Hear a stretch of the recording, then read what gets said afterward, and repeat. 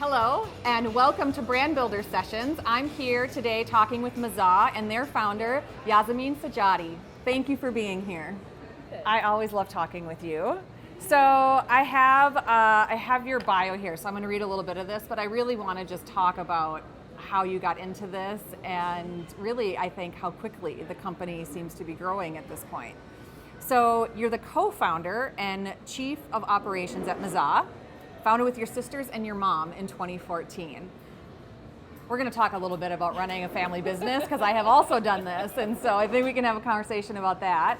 So growing up, every meal included your mom's famous magic green sauce. Your mom, a phenomenal cook, her secret blend of cilantro and peppers was the universal condiment that made everything more flavorful and delicious. You put it on everything from rice and korma to tacos and pizza. You are the daughter of Afghan immigrants who came to the U.S. in the 70s to give their 4 children a better life.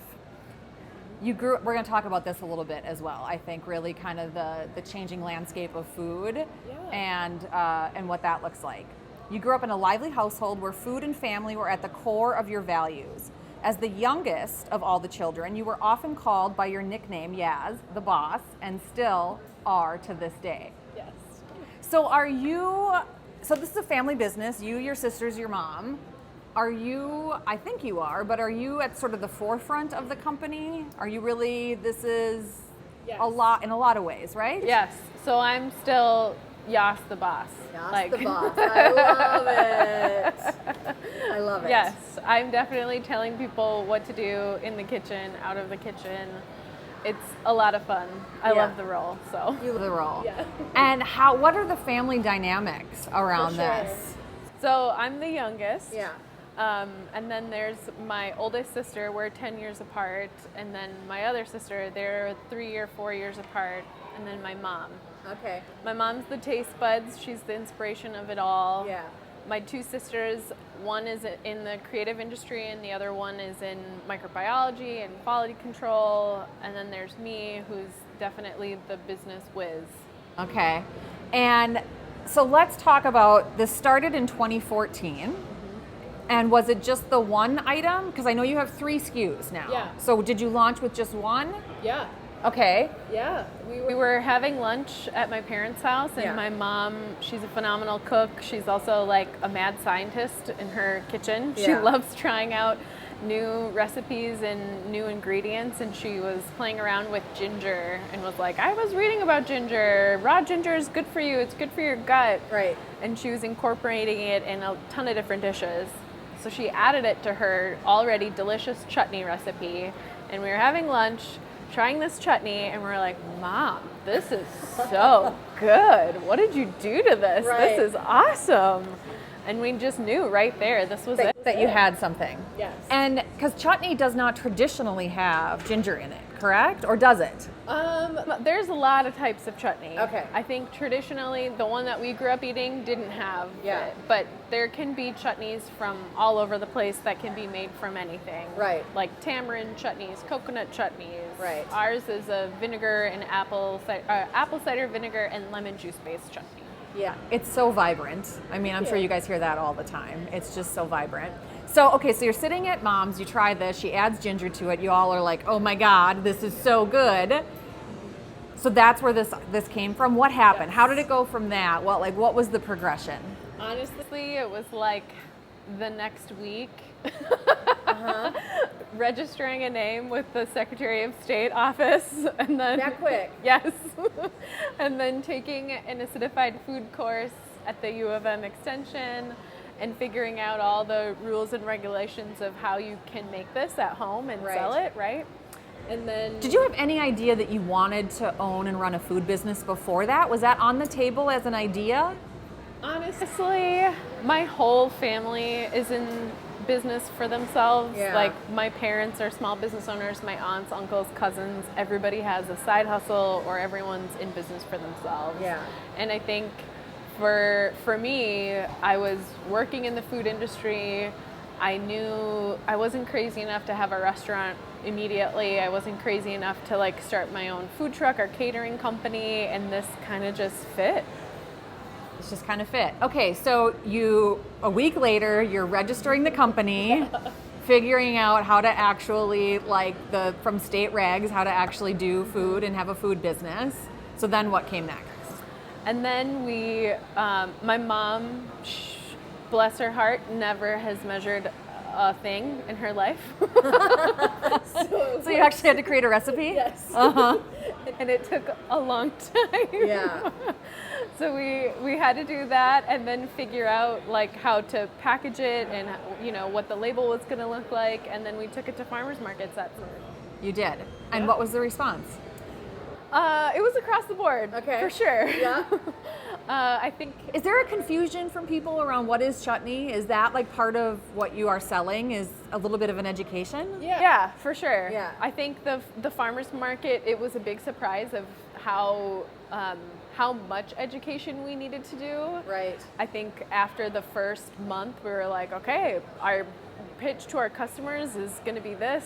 You just try different things. Right. And what we found worked the best was, hey, do you want a sample? Before even telling them what it is. And then so they try it, and what is it like to see someone try your product for the first time and have their mind blown? Honestly, from day one to now, it's the best. It's just the best feeling. Yeah. It's so cool to see people connect with the food and have something they've never tasted before, and just the live feedback is the best. Yeah. So you evolve. You have 2 other SKUs now. You have an aioli and you have a hot version of your chutney. When did those come into play? Yeah, I think we came up with the hot one maybe in the next year. We had a lot of people that were like, yeah, this is very Minnesota mild. Can we get a Minnesota hot? Yep. So we came out with that, and then just in this last year, we have a lot of vegan consumers and a lot of vegan customers. Right. So in the last year, we came out with the vegan aioli, and that's straight from our kitchen, something that we do at home, something that we put on everything, and it just feels very like a natural step. That's great. So you guys recently went through a rebrand, I believe, right? Yes. Yeah, so talk to me about that and that process. Yeah, so 2020, when we're sitting at home, we're like, okay, we can't really leave to go manufacture our product. People are not lining up for chutney at the grocery store. What can you out demoing your product? Yes. Yeah. What else can we do for our business to take it to the next level? Right. So we decided, okay, what can we do to our packaging to be stronger on the shelf when we, are growing outside of just the natural channel and growing outside of Minnesota. Right. So we worked with a designer, and we went through, I think, 3 or 4 iterations of product labeling, and we thought, what can we put on the label that can represent what's the freshness inside? Yeah. So we have a beautiful lemon peel and lemon wedge. We have cilantro on there. We have Maazah in big bold letters. We have, all the things that you can try it with. We have a little bit about us on there, and that really has helped. So you've seen a correlation between that rebrand and the momentum that the brand is starting to have? Yeah, absolutely. People are resonating a bit more, do you think, or understanding? Yeah, absolutely. That's great. So, okay, so you started off at farmers markets, and I think lots of brands start out at farmers markets, and it's a great way to really kind of cut your teeth and get some direct feedback from shoppers. What was that experience like? It was good. It was a lot of learning, for sure. It was, I think in the beginning, we had customers across the board, folks that were like, oh yeah, I don't really eat curry, or I don't do spicy stuff. And you're like, well, this is not even that. Just come back. Right. And then there were customers that would try it, love it, buy it, hand over their wallet without swallowing, Yeah. And that was very helpful, but it was also getting that customer feedback right there on all of the customer questions we put into product iteration. So in the beginning, we thought, okay, we want to really offer like this elevated chutney jar that you could just open and put on a meat and cheese plate, and people didn't get it really, right? And then we moved to like a deli or a hummus container, and people were like, oh, I love your hummus, that's delicious. We're like, oh, no. So we really had to think about the different uses of our product and how we could change the packaging or change the labeling to try to get folks to understand what we were trying to do. Right. Because there are not many chutneys on the market, and you are typically introduced to chutney at an Indian restaurant, but people aren't eating Indian food every day or cooking Indian food every day at home. So we really wanted to change the idea of how you can use it. That you want to open up people's minds to really think about using it in ways that, you know, maybe aren't the traditional ways. Yeah. So we changed to a squeeze bottle, and that was really awesome to see the customer feedback and people just like immediately getting it at the farmer's market. That's great. Yeah.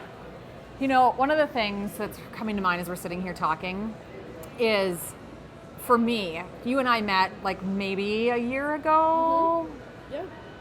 Massively impressed with how you show up, and I've gotten to know you a little bit over this last year, and you take advantage of a lot of like sort of the accelerator programs, opportunities that are out there.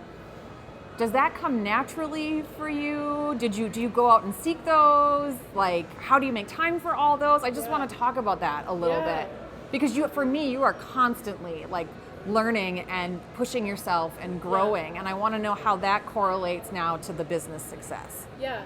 I am someone that definitely swings for the fences. And that is awkward at times. Well, you're Yas the boss, so of course you do. Yeah. Well, you miss a lot of the time.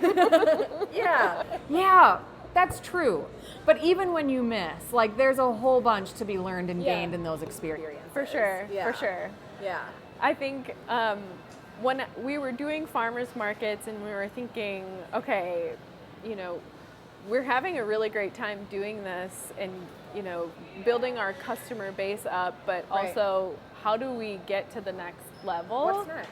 And that's when I started looking outside of my network and trying to figure out what else is out there. Because did you know sort of like, okay, farmer's market, then like, did you have a plan? No.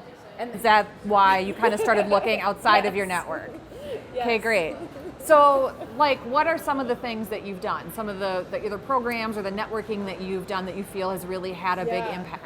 I think the first program that I did was Lunar Startups in St. Paul, and that was a game changer for me. It completely shifted how I thought about the business and how I thought about growing the business. Because I'm in the food space in a CPG company, I never really thought, you know, look to the Twin Cities startup committee or startup community for support, or look to, you know, different grants that are available. Yeah. I never thought that was for me or that was for my company, and it totally was. I think the other piece that I was really missing before I went to Lunar was we just thought of this business, you know, in our kitchen, right? And we're just growing it every single day based off of, you know, what we're seeing at that level. And then it was like, hold on, it can be this big. What does it look like on this larger scale? How much does starting to think about your business, like that mind shift, that paradigm shift that happens of like, no, actually it can be this. How much does that then drive you and actually create its own sort of like vortex for success? Yeah. I think when you start thinking bigger like that, you make better business decisions. So good. Say that again. When you think bigger for your business, you make better business decisions. So good. Because honestly, the way that we were making decisions before was like for, short term, that market weekend or that, and now I have like spreadsheets that are like, okay, should you add 3 or 4 stores in this region, or what does it look to get into Hy-Vee and add 10 more stores or 20 more stores? Can you support that? How many stores do you guys have now? Do you know your number? We're in 55. It's amazing. Yes. That's amazing. Yes. And I know you probably can't talk about like all the things that are about to, come for you, but I know like you're in the midst of talking with some pretty big retailers, right? Yeah.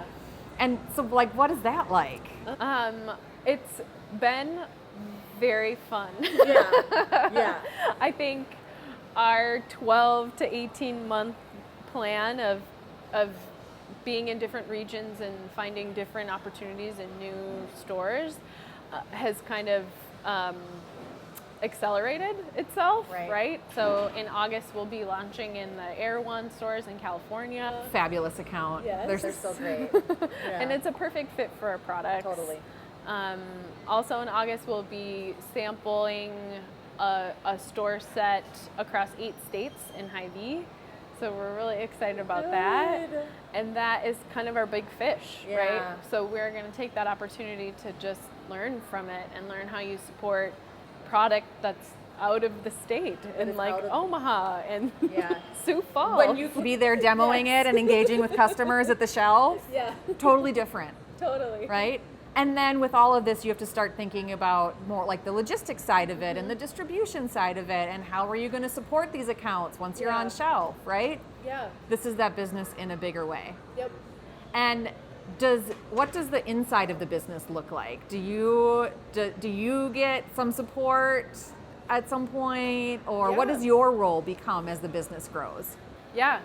That is exactly what we're dealing with right now. Yeah.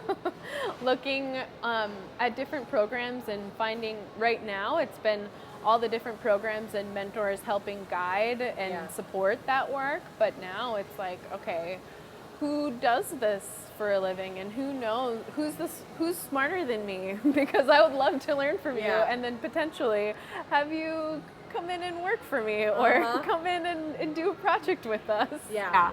Who instilled that in you, that willingness to be so open to outside advice and to be able to say, I am not the smartest person in the room around this. Teach me, guide me. Who instilled that in you? Honestly, I mean, I get everything from my family, my values, my everything. And I'm also the youngest, so I'm very much so think I'm the boss, but there's so many other people that have lived so much life before me, so. I love it. Can you talk at all about sort of what comes next for the business and any more specifics, whether that's sort of where you're going, what it looks like? Can you share any of that? I think for us, we were honestly kind of stuck in the farmers market scene, not totally knowing how to get to that next level, right? So now that we are looking to other distribution outside of the Midwest, we're definitely going to take the next few months and the next, I don't know how long, to learn from it. But we also want to do some product line extensions. We want to introduce some new flavors. We want to see what it looks like outside of our category for sure. Do you think you want to stay in this kind of condiment category, or is there potential evolution outside of that? I think right now it would be very easy for us to introduce new flavors that we've already been working on for sure. But it's also, Afghan cuisine is not in the mainstream. There are not a lot of opportunities for folks to try food from our family and our culture. So we could definitely see some hopping into different categories for sure. When you think big picture, if you go out 5 years from now, what's happening? What's the vision? Chutney on every table? Like potentially really kind of shifting maybe even some consumer habits or opening some minds to Afghan food.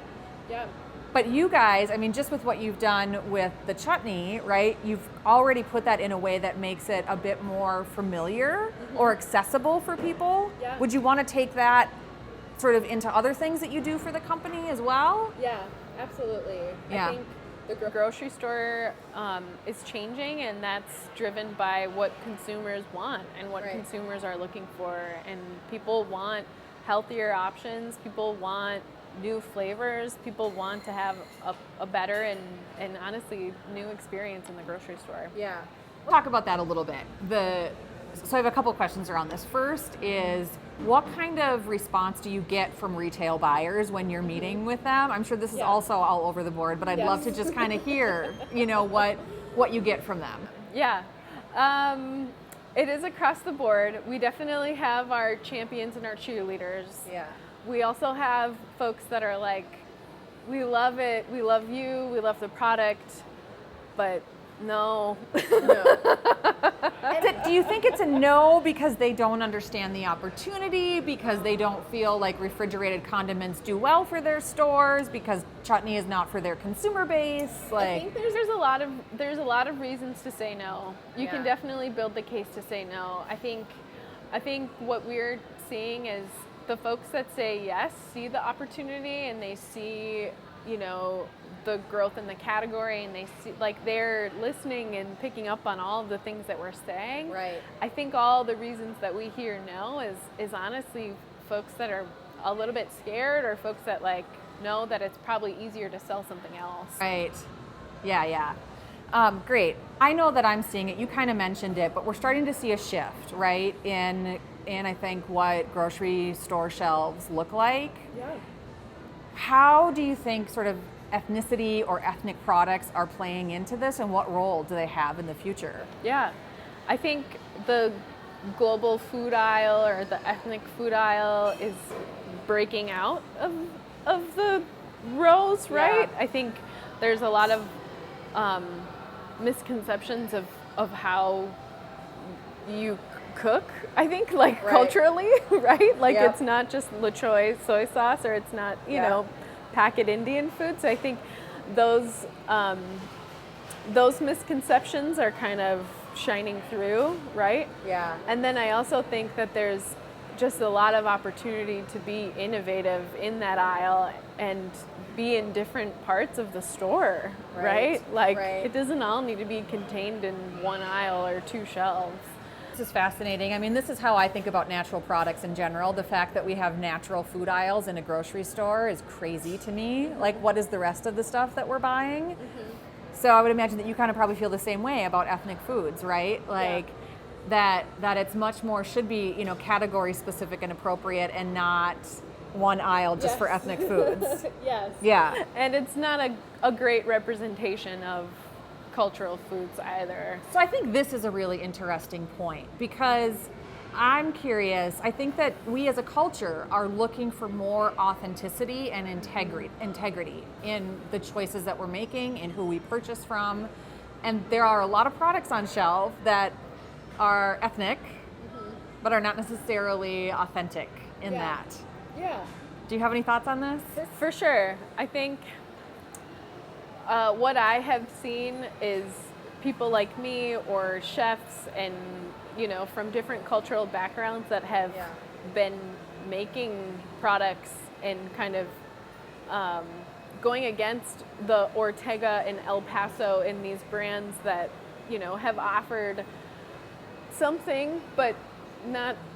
They need to do better. That's right. Yeah.